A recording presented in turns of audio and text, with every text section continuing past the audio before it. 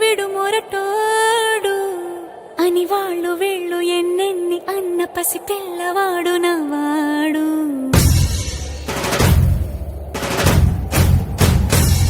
విడు ముండోడు అని ఊరు వాడ అనుకున్న గాని మహారాజు నాకు నవ్వాడు.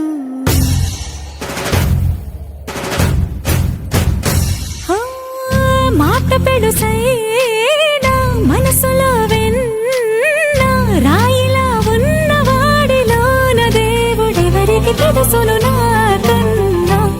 సూసేకి అగ్గిరవ్వ మాదిరే ఉంటా